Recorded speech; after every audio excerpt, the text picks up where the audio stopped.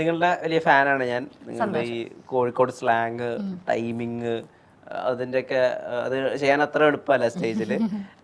ഞാൻ നിങ്ങളുടെ കുറേ സ്കിറ്റുകൾ കണ്ടിട്ടുണ്ടെങ്കിൽ ആദ്യമായിട്ട് ഈ ഗോൾഡൻ ബമ്പർ അടിച്ചിട്ടുള്ള ആ ഒരു സ്കിറ്റിൽ നിന്ന് തുടങ്ങാമെന്ന് വിചാരിക്കുന്നു. അപ്പോൾ അതൊരു പ്രത്യേക ശരീരഭാഷയൊക്കെ ഉള്ള, അതായത് അമ്മായിമ്മയും മരുമകളും ബോക്സിംഗ് റിങ്ങിൽ ഏറ്റുമുട്ടുന്ന ഒരു ഐഡിയ ഉള്ളതാണ്. അതിന്റെ എപ്പിസോഡ് മുഴുവനും യൂട്യൂബിലായിട്ട് എടുത്ത് കണ്ടു കഴിഞ്ഞാൽ ആളുകൾ അത് നിങ്ങളുടെ ജഡ്ജ്മെന്റിന് ശേഷം ഒക്കെ ആളുകൾ കാണുന്നു. ഒരുപാട് കമന്റ്സ് അതിനിടയിൽ വരുന്നു. വളരെ ഇമോഷണൽ ആയ മൊമെന്റും കൂടിയാണ് ആ സ്കിറ്റ് എന്ന് പറയുന്നത്. അപ്പൊ ആ ഗോൾഡൻ ബമ്പർ അടിച്ച ആ ദിവസം അതൊന്ന് മൊത്തത്തിൽ എന്നോട് പറയും. അത് ഒരു ദിവസത്തിലുള്ളതല്ല, അത് കുറച്ച് ദിവസങ്ങളുടെ കഷ്ടപ്പാടാണ്. 4-5 ദിവസം നമ്മൾ ഗ്രൂമിംഗ് ഒക്കെ കഴിഞ്ഞ് നമുക്ക് ഗ്രൂമർ ഉണ്ട്, വിഷ്ണുവേട്ടനാണ്. വിഷ്ണുവേട്ടന്റെ ഐഡിയ ആണ് ഈ അമ്മായിയും മരുമകളും തമ്മിലുള്ള ഒരു നോർമലായിട്ട് എപ്പോഴും ഉണ്ടാകുന്ന കണ്ടന്റ് ആണ് അമ്മായിമ്മ മരുമകൾ വഴക്ക് എല്ലാത്തിലും ഉള്ളവ. പക്ഷെ ഇത് വേറൊരു പ്രതലത്തിൽ കൊണ്ടുപോയിട്ടാണ്, അതാണ് ഐഡിയ എന്ന് പറയുന്നത്. ഞങ്ങളുടെ അവിടുത്തെ ഭാഷ നിങ്ങൾ വേറെ പ്രതലത്തിലേക്ക് കൊണ്ടുവരും. അല്ല നിന്നെ കൊണ്ടൊക്കെ പറയാൻ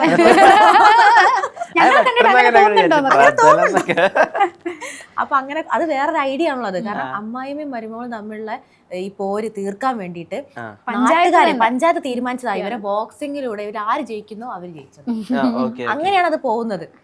അവൻ പോയപ്പം പുള്ളിയാണ് നമുക്ക് അതെല്ലാം സെറ്റാക്കി തന്നത്. ഞങ്ങൾക്ക് ഭയങ്കര എന്താ പറയാ ഒരു വഴിത്തിരിവായ ഒരുപാട് കമന്റ്സ്, ഒരുപാട് പേര് വിളിച്ചു. നമ്മളെ അംബിക മാം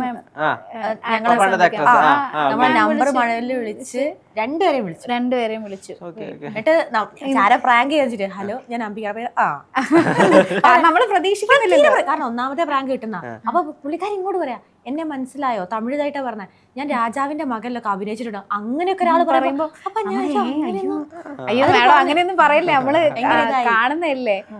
പക്ഷെ കാണാറുണ്ട്. അപ്പൊ കണ്ടപ്പോ ഭയങ്കര ഇഷ്ടപ്പെട്ടു. അതുകൊണ്ട് നമ്പർ ചെയ്ത് രണ്ടുപേരെയും വിളിച്ചു. ഭയങ്കര സന്തോഷമായിരുന്നു ഞങ്ങൾക്ക്. അത് അതിൽ ആ ശരീരഭാഷയില്ലേ, ആ എടീ ഞാൻ കാണിച്ചുതരാ അതെങ്ങനെ കിട്ടിയ ആ സാധനം? അത് ഒന്നാമത് പ്ലേ ചെയ്ത് വന്നപ്പോൾ ഉള്ള ഒരു സംഭവമായിരുന്നു. പിന്നെ ഞങ്ങളുടെ ഡയറക്ടർ രഞ്ജിത്ത് സാറ് പറഞ്ഞു, ഫസ്റ്റ് ചെയ്ത സമയത്ത് സ്കിറ്റ് എന്തെങ്കിലും കിട്ടുമ്പോൾ ഞങ്ങൾ പ്രാക്ടീസ് ചെയ്യുമ്പോൾ ചുമ്മാ എന്തെങ്കിലും സാധനം വരുമ്പോൾ അത് പ്ലേ ആക്കി അങ്ങനെ എടുക്കും, വെറുതെ ചുമ്മാ എടുക്കും. അപ്പം സാറിന് അത് ഇഷ്ടപ്പെടും. സാറ് പറഞ്ഞു അത് കണ്ടിന്യൂ, അത് മൊത്തത്തിൽ അങ്ങനെ എടുക്കുക, അങ്ങനെ തന്നെ പോട്ടെ. അതിലാണ് അങ്ങനെ. പിന്നെ നമ്മൾ ആ ബോക്സിംഗ് ഒക്കെ കഴിഞ്ഞ സെക്കൻഡ് റൗണ്ട് ആയിട്ടാണ് കാണിക്കുന്നത്, ഇടിയൊക്കെ കിട്ടിയിട്ട്. അപ്പോഴേക്ക് ക്ഷീണം വേണമല്ലോ. അപ്പം ആ ഒരു ക്ഷീണം കൂടെ വരുന്ന ബോഡി ലാംഗ്വേജ് ആക്കിയിട്ടാണ് അങ്ങനെ ചെയ്ത്. ഇടി കൊണ്ടായിരുന്നോ അങ്ങോട്ടും ഇങ്ങോട്ടും? ഇടി കൊള്ളാനൊക്കെ അടിക്കുന്നുണ്ട്. അപ്പൊ ഞാൻ അതിന്റെ മുന്നേ തലേന്നെന്തോ തലേന്ന് ഇടിച്ചിട്ട് ഇവള് ആ പ്രതികാരം ഞാൻ തീർക്കണം എന്ന് വിചാരിച്ചു. പക്ഷെ അതിനുള്ള സമയം കിട്ടിയില്ല. ഇടിച്ചിവിടെ അതുകൊണ്ട്, കാരണം പ്രാക്ടീസ് ചെയ്യുമ്പോൾ നമ്മൾ ഇത് വെച്ചിട്ടാ. ഇത് ഞങ്ങൾക്ക് അറിയില്ലല്ലോ, നമ്മളിതൊന്നും ഇട്ടില്ലല്ലോ. പക്ഷെ ഇത് ഭയങ്കര സ്ട്രോങ്, ഇത് ഇങ്ങനെ തന്നെ വെക്കട്ടെ. കഷ്ടപ്പാടാണ്. എന്നിട്ട് അതിൻ്റെ അത് പറഞ്ഞല്ലോ ഫുൾ എപ്പിസോഡ് കിട്ടുന്നത്. കാരണം എന്താ വെച്ചാൽ നമ്മൾ തീരെ പ്രതീക്ഷിക്കാത്ത സമയത്ത് ഞങ്ങൾ ഒട്ടും പ്രതീക്ഷിച്ചു. കാരണം സീസൺ 2 തുടങ്ങിയിട്ട് നമ്മുടെ മൂന്നാമത്തെ സ്കിറ്റാ. നമ്മളെ കോംബോ വന്നിട്ട് മൂന്നാമത്തെ സ്കിറ്റാ. ഫസ്റ്റ് ഒരു 15, പിന്നെ ഒരു ബമ്പർ, പിന്നെ വരുന്നത് ഈ സ്കിറ്റാ. നമ്മൾ പ്രതീക്ഷിക്കുന്നില്ല. കാരണം 3 വർഷമായിട്ട് ഓരോരുത്തരൊക്കെ ബമ്പർ ഗോൾഡൻ അടിക്കുന്നു. അപ്പൊ പിന്നെ അധികം ജെൻസ് ആണ്, അധികം ലേഡീസ് ആരും അടിച്ചിട്ടില്ല. ഞങ്ങളാണ് ഫസ്റ്റ് ടീം. ഞങ്ങള് ചുമ്മാ അവിടുന്ന് എന്തൊക്കെയോ കൗണ്ടർ പറഞ്ഞു. മഞ്ജു ചേച്ചി നടന്നു വരുന്നു, മഞ്ജു ചേച്ചി പറയുന്നു. ഞങ്ങള് സാധാ സംസാരിക്കുക. ഇവിടെ കുറച്ചും കൂടെ ഫോർമലായി പോകണ്ടോന്ന് എനിക്കൊരു സംശയം. അതെ, കോഴിക്കോട് ഭാഷ പോകുന്നുണ്ട്. ഞങ്ങൾ സാധാരണ സംസാരം കോഴിക്കോട് ഭാഷയിലാണല്ലോ പറയുന്നത്. അപ്പൊ ഇവള് കുറച്ചുകൂടി നന്നായി സംസാരിക്കും. എപ്പോഴും ഞാൻ പറയും ഇതിനെങ്ങനെ സെറ്റപ്പ് ആക്കി. അപ്പൊ ഇപ്പോഴോ അത് ഞാൻ പിന്നെ ക്യാമറ കോഴിക്കോട് സംസാരിക്കുന്നോണ്ട് വിഷയമൊന്നുമില്ലല്ലോ. അപ്പൊ മഞ്ജു ചേച്ചി ഇങ്ങനെ നടന്നു വരിക. അപ്പൊ ഞങ്ങൾ വെറുതെ സാധാ പറയുന്ന പോലെ തന്നെ എങ്ങനെ പറയാ, ആ മഞ്ജു ചേച്ചി വരുന്നുണ്ട്, മഞ്ജു ചേച്ചി ഒന്ന് ഇടിക്കണം. അപ്പൊ ഇവിടെ ഏതായാലും വരില്ല, ഗോൾഡൻ ബസർ അടിച്ചിട്ട് പൊട്ടി. അപ്പൊ അത് ഭയങ്കര മൊമെന്റ്. മഞ്ജുജി കരയുന്നു, മഞ്ജുജി നിങ്ങളെ കെട്ടിപ്പിടിച്ചിട്ട് സെലിബ്രേറ്റ് ചെയ്തു ആ മൊമെന്റ്. മഞ്ജുജിയും നിങ്ങളെ കാണുന്ന മഞ്ജുജിയുടെ ഒരു പണ്ടത്തെ കാലം ആ ഒരു വൈബിലാണ്. ഭയങ്കര ഫീൽ ചെയ്ത് കെട്ടിപ്പിടിച്ച് ഞങ്ങൾ നല്ല രസമായിട്ട്. എങ്ങനെ പോകുന്നു ഈ ഒരു ബമ്പർ ജീവിതം? ബമ്പർ ജീവിതം എന്ന് പറഞ്ഞാല് നമുക്കൊരു 3-4 ദിവസം ഭയങ്കര കഷ്ടപ്പാടാ. കാണുമ്പോ എളുപ്പമായിരിക്കും, നമ്മൾ ഒരു 4 മിനിറ്റ് സ്കിറ്റ് അല്ലെ 5 മിനിറ്റ് സ്കിറ്റ് ചെയ്യുമ്പോ, പക്ഷെ അതിന്റെ ബാക്കിൽ എല്ലാരും വർക്ക് ചെയ്യുന്നു. എല്ലാരും വർക്ക് ചെയ്യാ. അതിലെ കൗണ്ടറുകളിൽ എന്തെങ്കിലും കുറവുണ്ടെങ്കിൽ സാറ് പറയും, അപ്പൊ നമ്മൾ മാറ്റുന്നു, നമ്മൾ സ്ക്രിപ്റ്റ് മൊത്തത്തിൽ മാറ്റുന്നു, പുതിയ സ്ക്രിപ്റ്റ് ഉണ്ടാക്കുന്നു, തലേന്ന് ക്ലൈമാക്സ് കിട്ടുന്നു, രാത്രി പഠിക്കുന്നു, പിറ്റേന്ന് കളിക്കുന്നു. കഷ്ടപ്പാടുണ്ട്, പക്ഷെ അതിന്റെ റിസൾട്ട് സന്തോഷമല്ലേ. ഈ ഒരു സ്കിറ്റ് ഉണ്ടാക്കുന്ന സമയത്ത് ഏറ്റവും പ്രധാനപ്പെട്ട കാര്യം ഈ ടൈമിംഗ് ഒക്കെ ആണല്ലോ അങ്ങോട്ടും ഇങ്ങോട്ടുള്ളത്. ഈ ടൈമിംഗ് ആ കാര്യം എങ്ങനെ കറക്റ്റായിട്ട് ക്രാക്ക് ആവുന്നത്? അത് എപ്പോഴും പറയും നമ്മളെ കോംബോ ഒരു കെമിസ്ട്രി ഉണ്ടല്ലോ അങ്ങനെയൊക്കെ പറയുന്നു. ഈ ഒരു സാധനം തന്നെ അവിടെ വരുന്നത്, ഈ ബോക്സിങ്ങിലൊക്കെ കറക്റ്റ് ഈ സാധനം തന്നെ അവിടെ വന്നത്. നമുക്ക് ഒരാള് പറയുമ്പോ മറ്റേ ആൾ ടപ്പേ അടുത്തത് കൊടുക്കുക അങ്ങനെയുള്ള സ്കിറ്റുകളായി ഞങ്ങൾക്ക് കൂടുതൽ ഇഷ്ടം. ഒന്ന് പറയുമ്പോ അങ്ങനെ പറയുന്ന ഞങ്ങൾക്ക് ഇഷ്ടം. അപ്പൊ അങ്ങനെ പറഞ്ഞു പിന്നെ നമ്മൾ ഇങ്ങനെ ചെയ്ത് വരുമ്പം അറിയാം, ഇനിയിപ്പോ ഒരാളെ കയ്യിൽ നിന്ന് പോയാലും അറിയാം, അല്ലെങ്കിൽ അടുത്ത അയാൾ എന്ത് ചെയ്യും, അല്ലെങ്കിൽ നമുക്കൊരു മനസ്സിലാക്കാൻ പറ്റുമല്ലോ.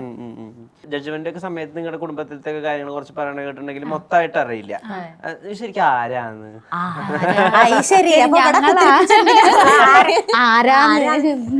ഫസ്റ്റത്തെ ചോദ്യം ചോദിച്ചാൽ നമ്മൾ ആരാന്ന് മനസ്സിലാക്കി. എന്താ പഠിച്ചത്? അതെ, ഹലോ ഹായ് നമസ്കാരം, ഞാൻ ദൃശ്യ. ഞങ്ങളല്ലോ നമസ്കാരം, ഞാൻ ജ്യോത്സ്ന. ഞാൻ ദൃശ്യ നെയ്യ്. എന്റെ സ്വന്തം വീട് എന്ന് പറയുന്നത് കോഴിക്കോട് പൈമ്പാലശ്ശേരി, അതായത് നരിക്കുനി പൈമ്പാലശ്ശേരി എന്ന് പറഞ്ഞ സ്ഥലത്താണ്. പിന്നെ കല്യാണം കഴിച്ചത് രാമനാട്ടുകര ഐക്കരപ്പടി എന്ന് പറയും. അവിടെ എന്റെ സ്വന്തം വീട്ടിൽ എന്റെ അച്ഛൻ, അമ്മ, ഞാൻ പറഞ്ഞിട്ട് പറയട്ടോ, അച്ഛൻ, അമ്മ, ചേച്ചി ഉണ്ട്, ചേച്ചി കല്യാണം കഴിഞ്ഞൊരു മോനുണ്ട്. ഹസ്ബൻഡിന്റെ വീട്ടില് ഹസ്ബൻഡ്, അമ്മ, ഹസ്ബൻഡ്, അമ്മ, അച്ഛൻ, പിന്നെ പെങ്ങളുണ്ട്, കല്യാണം കഴിഞ്ഞു, ഒരു മോനുണ്ട്. പിന്നെ ഞങ്ങൾക്ക് രണ്ടാക്കും ഒരു മോനുണ്ട്. ഏകാൻഷ് എന്നാണ് പേര്. ഇപ്പൊ 2 വയസ്സാവാൻ പോകുന്നു. കേശു എന്ന് വിളിക്കും. ഭയങ്കര കച്ചറയാണ്. Okay, thank you. പിന്നെ പഠിച്ച അവിടെ കിടോ. പിന്നെ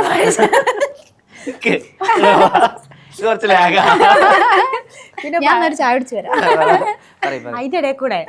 പിന്നെ പഠിച്ചെന്താന്ന് വെച്ച് കഴിഞ്ഞാല് MA BEd ആണ്, ഇംഗ്ലീഷാണ്, ടീച്ചറാണ്. പ്രൊഫഷൻ എന്ന് പറയുന്ന ടീച്ചറാണ്. 4 വർഷം വർക്ക് ചെയ്തു, പഠിപ്പിച്ചു. അവരുടെ അവസ്ഥ ആലോചിച്ച് 4 വർഷം പഠിപ്പിച്ച്. അപ്പൊ പിന്നെ ആ സമയത്ത് കല്യാണം കഴിഞ്ഞു, ലോക്ക്ഡൌൺ സമയത്താണ് കല്യാണം കഴിയുന്നത്. കല്യാണം കഴിഞ്ഞ് വീട്ടിൽ വന്നപ്പോൾ നമ്മള് ടീച്ചേഴ്സിനപ്പം വലുതായിട്ട് പണിയൊന്നുമില്ല.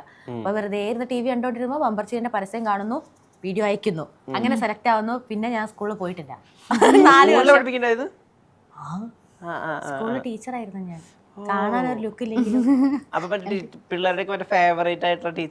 അങ്ങനെ ആവാൻ ശ്രമിക്കാറുണ്ട്. കാരണം നമ്മള് എങ്ങനെ അല്ല, അതെന്താന്ന് വെച്ച് കഴിഞ്ഞാലേ, ഞാൻ പഠിക്കുന്ന സമയത്തും ഞാൻ ഭയങ്കര അടിപൊളിയായിട്ട് ഹൈ ആയിട്ട് പഠിക്കുന്ന ആളുമല്ല, താഴെയുള്ള ആളല്ല. ഞാൻ നടുവിലാണ് പോയിക്കൊണ്ടിരുന്നത്, മിഡിലായിട്ട് പോയിക്കൊണ്ടിരുന്ന ആളാണ്. അത് ഫസ്റ്റ് ക്ലാസ്സിൽ ഞാൻ അങ്ങനെ തന്നെയാണ്. എനിക്കറിയാം എങ്ങനെയൊക്കെയാണ്. ഒരു കുട്ടി ഒരു എക്സാമിന് എങ്ങനെ കോപ്പി അടിച്ചാലും ഞാൻ പിടിക്കും. കാരണം ഞാൻ ഇത് കഴിഞ്ഞിട്ടില്ലേ, എനിക്ക് നന്നായിട്ട് അറിയാം. അപ്പം പറയും മിസ് വെറും അലമ്പായിരില്ലേ. അപ്പോൾ നമുക്ക് അറിയാൻ പറ്റും. പിന്നെ കളിക്കാം, പിന്നെ ഡാൻസ് കളിപ്പിക്കാൻ എല്ലാത്തിനും കൂടെ നിൽക്കുന്നതുകൊണ്ട് കുട്ടികൾക്ക് ഒരുവിധം ഇഷ്ടം.